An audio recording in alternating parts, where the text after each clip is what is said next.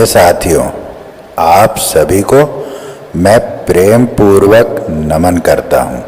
आज ये reading start करने से पहले मैं इस देश के महानायक, अमर बलिदानी भगत सिंह, सुखदेव और राजगुरु जी के चरणों में अपनी वीरतापूर्ण श्रद्धांजलि अर्पित करता हूँ।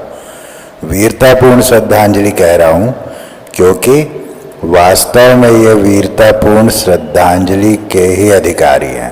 इन्हें भावपूर्ण श्रद्धांजलि दी भी नहीं जानी चाहिए, क्योंकि ये वो वीर हैं जो यदि ना होते तो शायद मैं ना आज यहाँ YouTube पर ये चैनल बना पाया होता, ना आप सभी मुझसे जुड़ सके होते। ये दोनों ही बातें हुई ना होती यदि मात्र 23 वर्ष की आयु में इन अमर बलिदानियों ने, इन वीरों ने अपना सर्वस्व मातृभूमि को समर्पित न कर दिया होता। 2 मिनट इनके लिए लूँगा।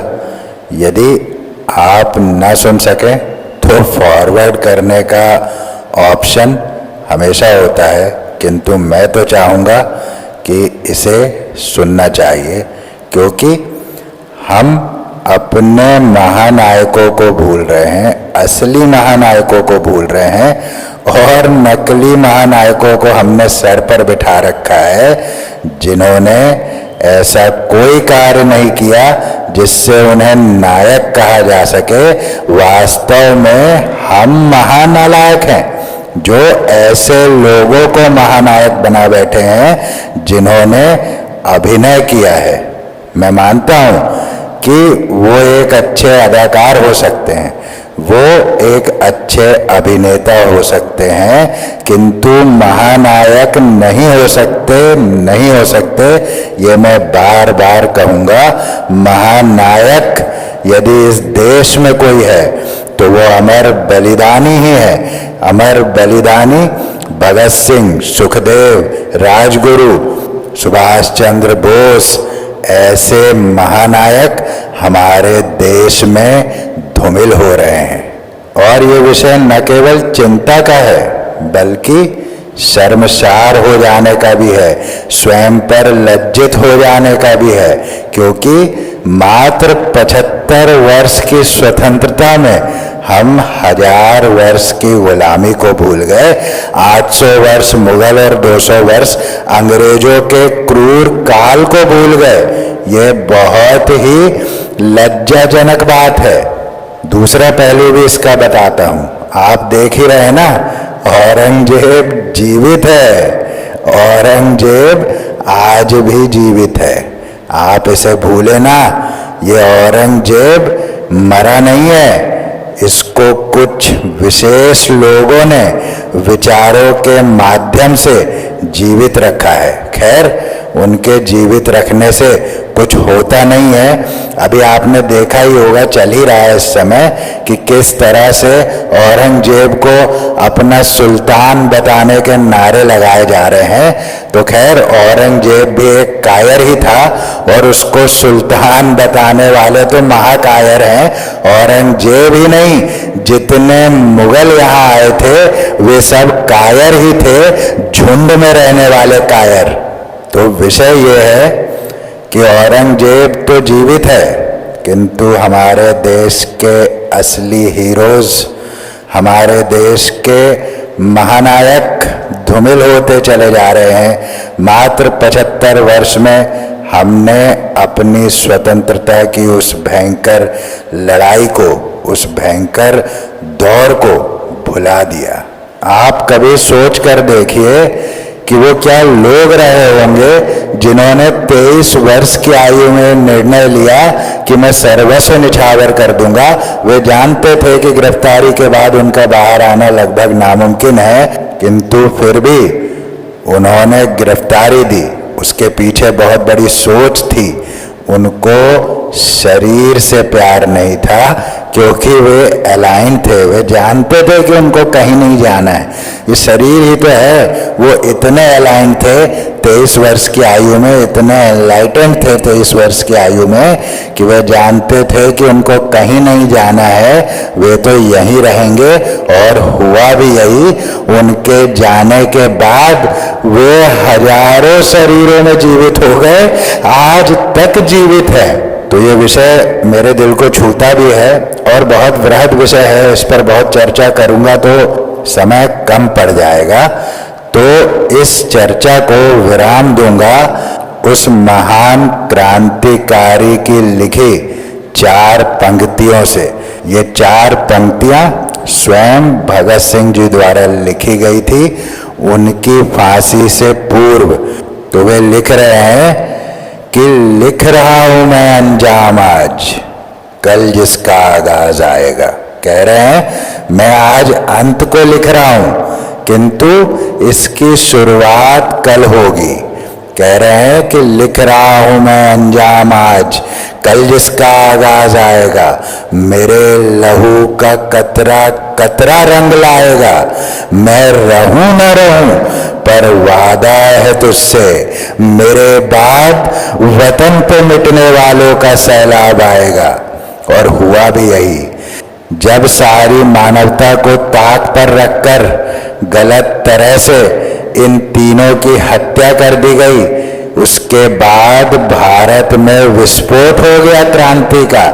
10 वर्ष भी अंग्रेजी शासन उसके बाद टिक नहीं सका।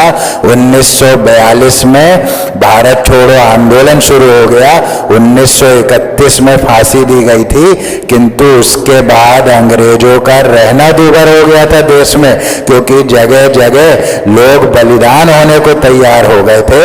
और यही उन्होंने लिखा था कि मेरे लहू का कतरा कतरा रंग लाएगा। मैं रहूं न रहूं, पर वादा है तुझसे, मेरे बाद वतन पे मिटने वालों का सैलाब आएगा। तो वो अमर हो गए। इसी को कहते हैं अमर होना। वे जानते थे कि मेरा शरीर त्यागना मुझे हजारों शरीरों में जीवित कर देगा, मैं विचारों में जीवित हो जाऊंगा। और आज भी वे जीवित है हमारे जैसे लोगों के हृदय में, आपके जैसे लोगों के हृदय में। किंतु दुख की बात है कि किसी घर में इनकी चर्चा नहीं हो रही। दुख की बात है कि स्वतंत्रता को हम पर्व के रूप में नहीं देख रहे। कुछ प्रश्न छोड़े जाता हूं इस विषय पर, उसके उत्तर आप मुझे ना दें, स्वयं को देना है कि कितने लोग आज दीप लगाने वाले हैं, कितने घरों में सुभाष चंद्र बोस, भगत सिंह, राजगुरु, सुखदेव जैसे लोगों की चर्चा होती है, कितने घरों में स्वतंत्रता दिवस को पर्व के रूप में मनाया जाता है, कितने घरों में स्वतंत्रता दिवस के दिन क्रांतिकारियों को पूजा जाता है, नए वस्त्र लिए जाते हैं, पूजा पाठ का माहौल होता है, पर्व का माहौल होता है, कितने घरों में। इसका उत्तर आपने स्वयं को देना है। तो आपको समझ आएगी कि मात्र 75 वर्ष में हम क्या से क्या हो गए। 1000 वर्ष की गुलामी को हमने भुला दिया, गुलामी के उस दर्द को हमने भुला दिया, गुलामी के उन कांटों भरी रातों को हमने भुला दिया। और ये बड़े ही दुख की बात है, बड़े ही दर्द की बात है। किंतु जब जागो तभी सवेरा हो जाता है। तो हम आज से संकल्प लें कि हम आज इनके नाम एक दिया लगाएंगे। हम इन महान नायकों के नाम एक दिया आज लगाएंगे। और आज के बाद जितने भी क्रांतिकारियों के जयंती आएगी, जितने भी क्रांतिकारियों की पुण्यतिथि आएगी, हम उस पर घर में चर्चा अवश्य करेंगे। हम स्वतंत्रता दिवस को पर्व के रूप में अपनाएंगे। हम और किसी पर्व में वस्त्र ले न ले, किंतु स्वतंत्रता दिवस के रोज हम जरूर अपने बच्चों को वस्त्र दिलवाएंगे, हम जरूर घर में मिठाई लाएंगे, हम जरूर घर में क्रांतिकारियों को पूजेंगे। और इस छोटे कदम से बहुत बड़े बदलाव आ सकते हैं। ये संसार बदल सकता है। हम बदलेंगे जग बदलेगा, हम बदलेंगे युग बदलेगा। युग बदल देने की शक्ति है हमारे भीतर, उस शक्ति को पहचानिए। ये समय की मांग है। औरंगजेब जीवित है, याद रखिएगा इस बात को। और इस विषय का समापन करूंगा एक बहुत इंपॉर्टेंट बात के साथ कि जब तक ये पृथ्वी रहेगी, जब तक ये सूर्य और चंद्रमा रहेंगे, तब तक न केवल हम बल्कि आने वाली सभी पीढ़ियां भी इन नायकों की ऋणी रहेगी। हमारा रोम रोम इनका ऋणी रहेगा। हमारे आने वाली पीढ़ियों का रोम रोम इनका ऋणी रहेगा। इसे कभी भूलना नहीं चाहिए, इन्हें नमन करना चाहिए। मैं इन पुण्य आत्माओं को हृदय से नमन करता हूँ।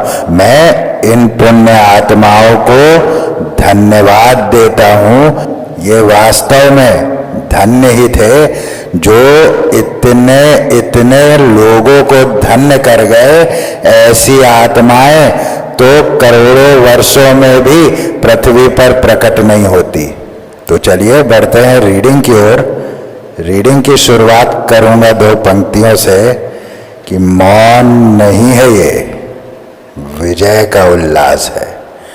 मौन नहीं है ये, विजय का उल्लास है। शत्रुओं को भी आपकी जीत का आभास है। अब शत्रु भीतर ही भीतर जान चुका है कि आपने बिना कुछ कहे उन्हें हरा दिया है। वे हार मान चुके हैं भीतर से। वे आपकी जीत को स्वीकार चुके हैं भीतर से। वे टूटे हुए हैं, उनका अहंकार टूटा है। और जब अहंकार टूटता है तो बहुत दर्द होता है व्यक्ति को, क्योंकि जो अहंकारी होते हैं वो एक नकली दुनिया में जीते हैं, वो एक फेक वर्ल्ड में जीते हैं। उनके अहंकार में इतनी चमक धमक होती है कि वो बाहर के संसार को देख ही नहीं पाते। वे अपने ही इर्द गिर्द अहंकार का ताना बाना बुन लेते हैं और सोचते हैं कि बस यही संसार है, जिस संसार में बैठ करके वो अपने अहंकार की संतुष्टि करते रहते हैं। वैसे तो आज की रीडिंग में विशेषता ये है कि इसमें सभी नकारात्मक कार्ड निकल आए हैं। जितने कार्ड टैरो में नेगेटिविटी को शो करते हैं वो सभी कार्ड्स निकल आए हैं, किंतु इसमें विशेषता ये है कि फिर भी ये रीडिंग बहुत पॉजिटिव है। आपको अपने जीवन की सत्ता अपने हाथों में लेता देख ये सभी भीतर ही भीतर सूख रहे हैं। आपने देखा होगा कई वृक्षों में भीतर से कीड़े लग जाते हैं। वो ऊपर से हरा दिखते रहता है किंतु भीतर से कीड़े लग जाते हैं और कुछ दिन बाद अचानक हम देखते हैं तो वो सूख चुका होता है पूरी तरह से। उसी तरह से ये भीतर से सूख चुके हैं। इनके भीतर घटिया विचार रूपी कीड़े प्रवेश कर चुके हैं। वो तो पहले से ही थे ना, किंतु उन कीड़ों की आबादी बढ़ गई धीरे धीरे और अब वही कीड़े इन्हें भीतर ही भीतर सुखा रहे हैं। ये भीतर से सूख रहे हैं।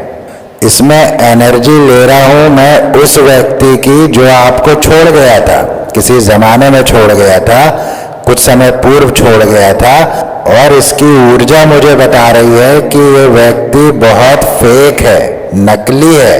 असल में इसकी जो ऊर्जा है वो मुझे दिखावे का संकेत कर रही है। बहुत अहंकार और दिखावे में रहने वाला ये व्यक्ति है जो आपको कुछ समय पूर्व छोड़ गया था, तड़पता हुआ छोड़ गया था, मरता हुआ छोड़ गया था। तो संदेश ले रहा हूं कि किसी का अहंकार हुआ है चूर, जो चला गया था कभी आपसे दूर।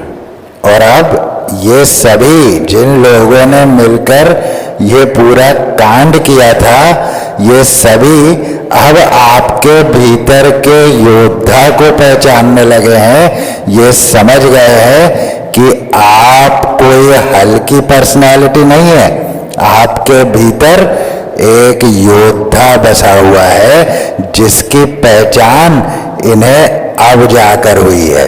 कल की रीडिंग में भी मैंने न्याय की बात की थी। हालांकि कल की रीडिंग में जस्टिस का कार्ड नहीं आया था, किंतु कुछ कार्ड से मुझे जस्टिस की ऊर्जा मिल रही थी, इसीलिए कल की रीडिंग में भी जस्टिस की बात आई थी और आज तो जस्टिस का कार्ड ही निकल आया है।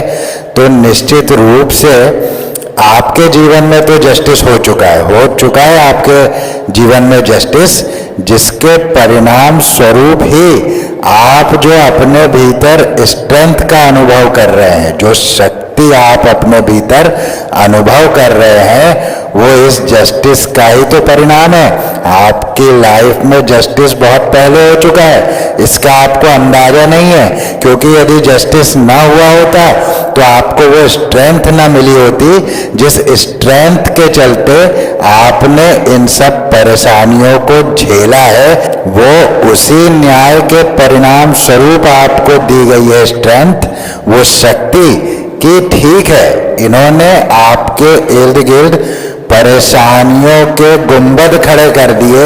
मान लीजिए कि परेशानियों के कांटों में आपको डाल दिया, किंतु वो शक्ति क्या करेगी? आपको उन घावों के दर्द को झेलने की ताकत दे देगी। ये परमेश्वर का तरीका है न्याय का। तो परमेश्वर इस तरह से न्याय करते हैं कि व्यक्ति उसको समझ नहीं पाता। तो आपको जब शक्ति दे दी तो उससे ये हुआ कि वो परेशानियों के बाण आपकी तरफ चलाते रहे, किंतु आपके भीतर स्ट्रेंथ होने के कारण आप उन सभी वारों को शांति पूर्वक झेलते चले गए। यही शक्ति है, यही बल है। और अंततः वो बाण चला कर थक गए। घृणा के कितने बाण चलाओगे? तुम्हारे पास कितनी घृणा है?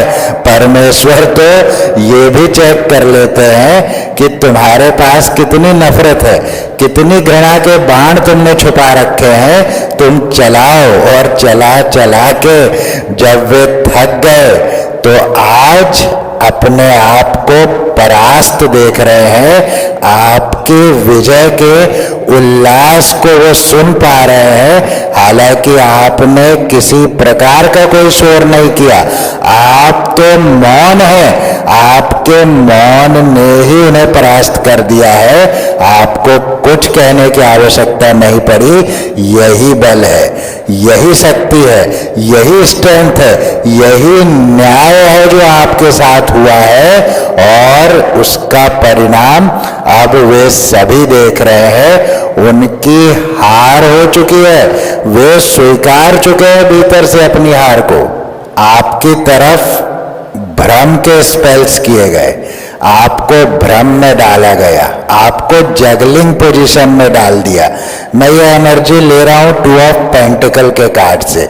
अब 2 ऑफ पेंटिकल को बहुत सारे टैरो रीडर जो है हमेशा नेगेटिवली शो करते हैं, किंतु मुझे इससे अभी एक पॉजिटिव ऊर्जा मिल रही है। यदि आपने 2 ऑफ पेंटिकल का कार्ड देखा हो तो एक उसमें व्यक्ति है जिसने रेड कलर का ड्रेस पहना हुआ है, दोनों हाथों में उसके पेंटिकल्स है और वो जगल कर रहा है। तो इसको जगलिंग पोजीशन कहते हैं। किंतु इसमें मैं जो देखता हूं वो है इन्फिनाइट। आपको तो भ्रम में डाला था, किंतु जगल करते करते आपने उसको इन्फिनाइट में कन्वर्ट कर दिया, इन्फिनिटी में कन्वर्ट कर दिया।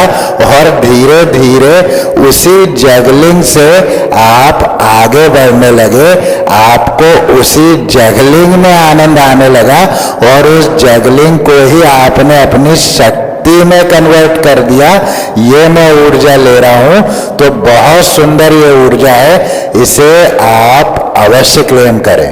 तो कहा ना मैंने अभी, इसके पहले ही मेरे मुंह से निकला कि वो अपनी तरफ से बाण चला रहे हैं, लेकिन यहाँ आपके भीतर स्ट्रेंथ दे देने के कारण आप उन परिस्थितियों को अपने पक्ष में कन्वर्ट करते जा रहे हैं। जैसे कि कोई पत्थर मार रहा है तो उन पत्थरों को इकट्ठा करके आपने उससे सीढ़ियां बना दी ऊपर चढ़ने की।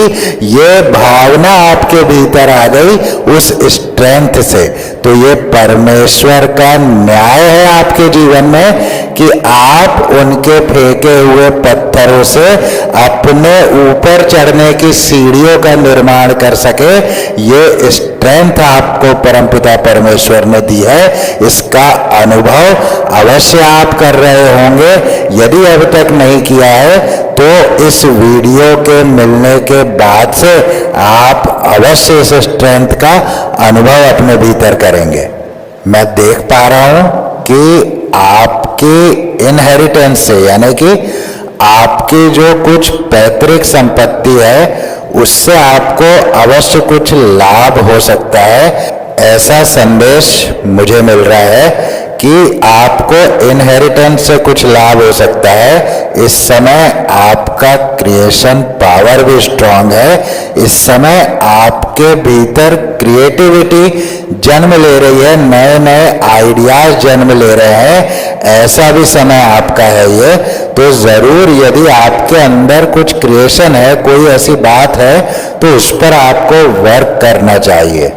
अच्छा, ये जो न्याय हो गया है आपके जीवन में, तो ये आपके प्रेम जीवन को भी संतुलित कर देगा, आपके ओवरऑल जीवन को संतुलित करेगा। किंतु मैं विशेष रूप से ये चैनल कर रहा हूं अभी कि जो आपका प्रेम जीवन है या वैवाहिक जीवन है वो संतुलित होने वाला है। जो कुछ बिगड़ गया था, जैसे कि अभी जो मैंने एनर्जी लिया आपके पार्टनर की या उनके फैमिली की या जिन भी लोगों ने ये किया है, तो वो लोगों को तो हम अलग छोड़ देते हैं, किंतु जो आपके पार्टनर हैं वो निश्चित रूप से परिवर्तित होकर आपके पास आएंगे। ऐसा संदेश मैं ले पा रहा हूं, क्योंकि मैं ये देख रहा हूं कि आप दोनों वास्तव में एक दूसरे के लिए ही बने हैं। अब ये अलग विषय है कि बाहरी प्रभावों के कारण कुछ बातें हो जाती है लाइफ में, किंतु मैं तो हमेशा यही सुझाव देता हूं कि यदि रिश्ते बच सकते हैं तो उन्हें बचाना ही चाहिए। और बाकी तो जो सिचुएशन आपके लाइफ की है उसको तो आप ही सबसे बेहतर जानते हैं कि बेहतर डिसीजन क्या होगा। तो उस सिचुएशन के हिसाब से आपने ये डिसीजन लेना है। पर मैं यहाँ जो ऊर्जा ले रहा हूँ वो ऊर्जा मुझे बता रही है कि आपके पार्टनर आपकी ओर आज भी आकर्षित हैं और वो निश्चित रूप से आपके जीवन में री एंटर करना चाहते हैं। तो ओवरऑल आपकी लाइफ में सेलिब्रेशंस आ रही है। आपकी लाइफ का बुरा दौर समाप्त हो चुका है। आपके शत्रु परास्त हो चुके हैं। उन्होंने आपकी विजय को स्वीकार लिया है। आप अबंडेंस की ऊर्जा में जा रहे हैं। आप प्रचुरता को अपनी ओर आकर्षित कर रहे हैं और आपके जीवन के हर क्षेत्र में जल्दी ही आप प्रचुरता को पाएंगे भी। बहुत सुंदर ये रीडिंग है, इसे अवश्य आपने क्लेम करना है अपने जीवन में। आगे बढ़ने से पहले एक जेंटल रिक्वेस्ट कि यदि अब तक चैनल को सब्सक्राइब न किया हो तो अवश्य सब्सक्राइब करें, बेल बटन को ज़रूर दबाएं, जिससे कि मैं जब भी नया वीडियो पोस्ट करूं तो नोटिफिकेशन पहुंचे सबसे पहले आप तक। वीडियो पसंद आए, रीडिंग रेजोनेट हो, थोड़ा भी मोटिवेशन मिले तो एक लाइक अवश्य करें। इस रीडिंग को साझा करें उन सभी के साथ जिन्हें इस रीडिंग से कुछ भी लाभ हो सकता हो, थोड़ी खुशी मिल सकती हो या थोड़ा मोटिवेशन प्राप्त हो सकता हो। मुझे सपोर्ट करने के लिए डिस्क्रिप्शन में दिए गए यूपीआई आईडी का आप यूज कर सकते हैं या सुपर थैंक्स के बटन पर जाकर आप मुझे हेल्प पहुंचा सकते हैं, मुझे अच्छे कार्यों के लिए सहायता दे सकते हैं। तो चलिए देख लेते हैं यूनिवर्स आपको क्या संदेश देना चाहते हैं। Bliss is worth creating from. तो आपके भीतर क्रिएशन पावर इस समय स्ट्रांग चल रहा है। कारण यह है कि आपका यूनिवर्स के साथ अलाइनमेंट बहुत अच्छा है। Bliss is worth creating from का कार्ड कहता है कि इस समय आपकी और यूनिवर्स की ऊर्जा एक फ्रीक्वेंसी पर है। इसीलिए यदि आपके भीतर कोई क्रिएशन पावर है तो उस पर आपको वर्क करना चाहिए। ये सेम मैसेज टैरो से भी ले चुका हूं मैं। कोजी अप विथ रिस्क, तो कोजी अप विथ रिस्क का कार्ड कह रहा है कि यदि आप किसी प्रकार का रिस्क लेना चाहते हैं तो वो आपको लेना चाहिए। किंतु मैं जो इसमें मैसेज ले पा रहा हूं, जो bliss is worth creating from का कार्ड आया है, ये उससे संबंधित मुझे लगता है कि आपके भीतर जो क्रिएशन का पावर है आपको उस पर रिस्क लेना चाहिए। कोजी अप विथ रिस्क का कार्ड मुझे ये बता रहा है कि आपके भीतर जो क्रिएशन का पावर है आप उस पर रिस्क ले सकते हैं इस समय, क्योंकि ये समय आपके पक्ष में कार्य कर रहा है। यूनिवर्स आपके साथ फुली अलाइंड है। The age of evolution feels Messi.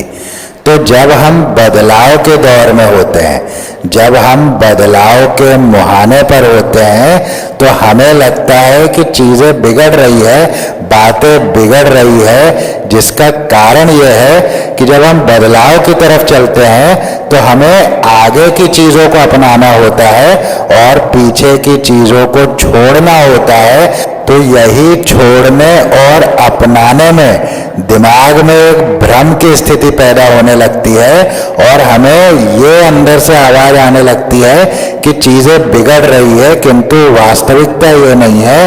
वास्तविकता ये है कि चीजें बदल रही है, चीजें बिगड़ नहीं रही है, चीजें बदल रही है, परिस्थितियां बदल रही है। इसीलिए हम ऐसा फील कर रहे हैं, क्योंकि पिछले को छोड़ना और अगले को अपनाना ये दोनों ही कठिन काम है।